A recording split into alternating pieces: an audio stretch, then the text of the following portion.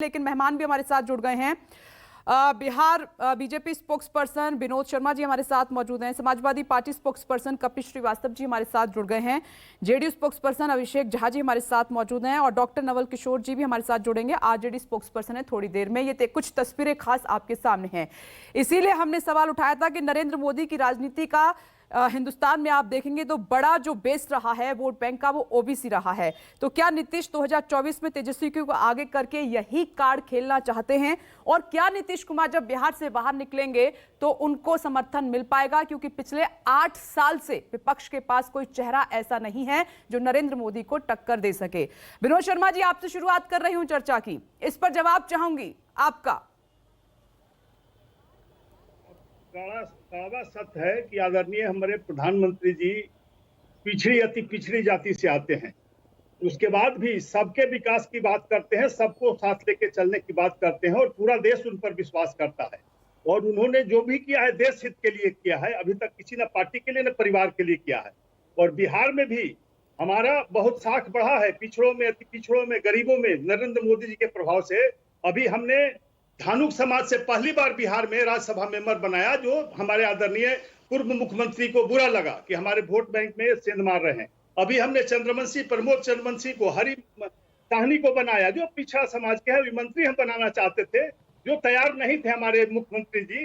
सम्राट चौधरी को बनाया, इनको बुरा लगा कि मंत्री क्यों बना दिया। तो निश्चित रूप से जितना हमने महत्व दिया पिछड़ों अति पिछड़ों को, उतना बिहार में कोई नहीं दिया है। और बिहार में भी जो स्थिति बनते जा रही है, भाजपा अगली बार अकेले सरकार बनाने की स्थिति में आएगी, पूरी बहुमत से आएगी। इस बात की चिंता हो रही थी मुख्यमंत्री को, तो बहाना ढूंढ करके हमसे बाहर गए हैं। ऐसा कुछ नहीं था कि भाजपा ने उन्हें कहीं सम्मान नहीं दिया, उनके कहा जा सहयोग रहा नहीं किया। है आपके बीजेपी के लिए बिहार में कि नीतीश के मास्टर स्ट्रोक के सामने बीजेपी की सभी चालें धरी की धरी रह गई और ये उनकी तैयारी आज की नहीं अगले 2 साल की हो रही है। गुजरात भी जाएंगे वो प्रचार के लिए। बिहार संभालने ही बहुत है। लोकसभा 17 में लड़े थे, 2 सीटें आई थी। नीतीश जी अभी तक अपने दम पर नहीं बनाए हैं कभी सरकार बिहार में। भाजपा और लालू जी के कंधे पर बैठ के मुख्यमंत्री बने हैं। लोकप्रियता समझ लीजिए इनकी। ये ठीक है, सपना देखना किसी के लिए अच्छी बात है कि हम प्रधानमंत्री बने, मुख्यमंत्री लगातार रहे हैं, हम लोग को खुशी होगी। लेकिन अभी कोई गुंजाइश नहीं है, क्योंकि इनका अब प्रभाव कम गया। अब 43 सीट पर, अगली बार चिंता था कि 10-15 पर आ जाएंगे। इसलिए लालू जी के वोट के लिए गए हैं कि इनके मिलकर के इनका सम्मान बचा रहे, कुछ सीट बचा रहे। और कोई बात नहीं है, ये जानते हैं कि अब अंतिम चरण है। इन्होंने चुनाव में कह भी दिया था प्रचार में कि हम अंतिम बार चुनाव के लिए मुख्यमंत्री हैं। और निश्चित रूप से उसी आकलन से गए हैं। और बिहार की जनता भली भांति इनके सारे कार्यों को जानती है, क्योंकि भाजपा के सहयोग से, आदरणीय नरेंद्र मोदी जी के सहयोग से बिहार में काफी काम हुए हैं। लेकिन इन्होंने गठबंधन तोड़कर अपने स्वार्थ पे गए हैं। कोई बिहार के भले के लिए नहीं गए हैं राजद के साथ। अभी तक वो प्रश्न कायम थे जो मुख्यमंत्री ने किए थे। तेजस्वी जी को पिछला बार जब हटाया था, वो कह रहे हैं हम रहे न रहे 2024 में वो नहीं रहेंगे। अरे भाई, कहा ना कि ये कितने बड़े दूरदर्शी हैं, आप समझ लीजिए। और नरेंद्र मोदी जी अभी बिहार के विश्व के सर्वमान्य नेता हैं, विश्व में अपनी छवि बनाई है, भारतीयों का मान सम्मान बढ़ाया है। अभी इनको खटक रहा था कि 370 धारा क्यों हटा दिया। नीतीश जी भी अंदर से नहीं चाहते थे। और भारतवासी चाहते हैं कि भारत का मान स्वाभिमान बढ़े।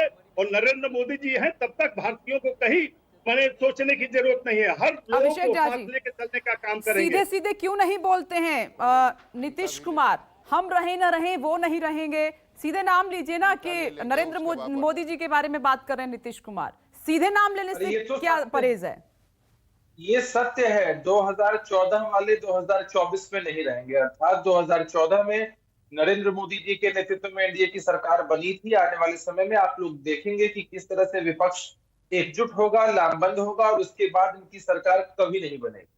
जिस तरह से इन्होंने जुमला देकर पूरे देश को बेवकूफ बनाने का काम किया है शुरू से ही, अब वो काम ये नहीं कर पाएंगे। और अब ये विपक्ष पर उंगलियां उठाते थे, तो हम लोग भी तो विपक्ष में ही आ गए हैं। और यही बात हमारे नेता आदरणीय नीतीश कुमार जी ने भी कही है कि हम लोग भी विपक्ष में आ गए हैं, विपक्ष और मजबूत हुआ है, लामबंद होगा और इनको रोकने का काम करेगा। अभिषेक जी, बस 1 मिनट में आपको रोकना चाह रही हूँ, मेरे जहां मैं आपके पास आती हूँ। लेकिन जो कल नीतीश कुमार ने बयान दिया, उसके बाद बीजेपी की तरफ से भी रिएक्शन आया है। दोनों आप सुनिए पहले।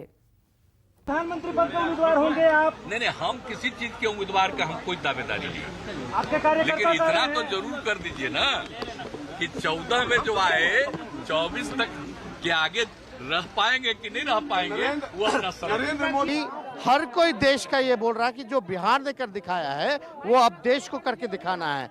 महंगाई की मार, भ्रष्टाचार, सांप्रदायिक शक्तियों का बोलबाला, हिंदू मुसलमान को लड़ाना, सारे कॉन्स्टिट्यूशनल इंस्टीट्यूशंस को कब्जाना, हर तरीके से लोकतंत्र और कॉन्स्टिट्यूशन को खत्म करने में ये सब लोग लगे हुए थे। सारे रीजनल्स पार्टी को खत्म करने में लगे हुए थे। आज फिर इनको प्राइम मिनिस्टर बनने का एक कीड़ा काटने लगा है, तो बहाना कर रहे हैं। मैं तो कहता हूं इधर उधर की बात मत कर, सीधा कह कि मैं प्राइम मिनिस्टर बनना चाहता हूं और भारतीय जनता पार्टी के साथ उम्मीदवार भी नहीं बन सकता। पिछले लोकसभा चुनाव को पहले हमारे बंगाल के मुख्यमंत्री प्राइम मिनिस्टर बनने की सपने देखी थी और पूरा देश में घूम घूम कर लोगों से मिली थी। वही लोगों का अब उन्हीं लोगों को लेकर के नीतीश बाबू प्रधानमंत्री बनने चले हैं। उनका बहुत पुराना सपना है। अब लड़ाई तो ममता बनर्जी और नीतीश कुमार में ही होगा, सेकंड कौन होगा उसके लिए। और जितना लड़ाई बढ़ेगा बीजेपी का ताकत उतना बढ़ेगा। अभिषेक झा जी जवाब दीजिए, इधर उधर की बात ना करो, सीधे कहो कि प्राइम मिनिस्टर बनना है, तो क्या इसीलिए एक बार फिर से ये प्रयोग किया गया है? देखिए, नीतीश कुमार जी किसी पद को सुशोभित करते हैं, कोई पद नीतीश कुमार जी को सुशोभित नहीं करता है। उनका राजनीतिक जीवन स्वच्छता के साथ रहा है, उन्होंने सार्वजनिक जीवन लंबे समय तक जिया है, इसलिए राष्ट्रीय स्तर पर भी उनकी एक छवि है। निश्चित रूप से हमारी पार्टी और सभी लोग मानते हैं कि वो प्राइम मिनिस्ट्रियल कैंडिडेट है, उनके अंदर क्षमता है। लेकिन उनकी तरफ से आपने अभी चलाया भी, उनकी तरफ से कोई दावा नहीं, वो दावा नहीं करते हैं इन सारी चीजों का। वो काम करते हैं, जनता की सेवा करते हैं और उसी बाबत जनता उन्हें मौका देती है।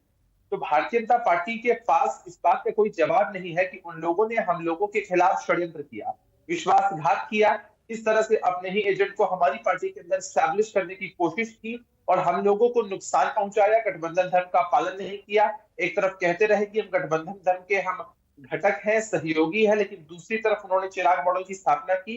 बीते 2020 के विधानसभा के चुनाव में इंटेंशनली हमारे उम्मीदवारों के सामने चिराग पासवान जी ने अपने उम्मीदवार खड़े किए, हमारे उम्मीदवारों को हराया, हमारी सीटें कमाई और फिर तीसरी पार्टी होने का दम बढ़ने लगे। इसी बात से चिंतित होकर आदरणीय नीतीश कुमार जी ने साफ कहा था कि वो मुख्यमंत्री नहीं बनना चाहते हैं। लेकिन भाजपा का एक और स्वांग था, एक और ढोंग था कि नहीं आप ही मुख्यमंत्री बनिए, और लगातार वो लोग हमारी पार्टी को कमजोर करने में लगे।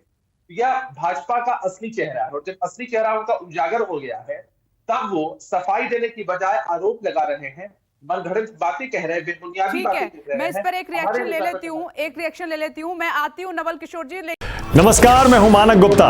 अगर आपको हमारा ये वीडियो पसंद आया हो तो इसे लाइक और शेयर जरूर करें और हाँ, हमें सब्सक्राइब और फॉलो करना ना भूलें ताकि आप देश और दुनिया की कोई खबर मिस ना करें। तो जुड़े रहिए हमारे साथ और देखते रहिए न्यूज़ 24।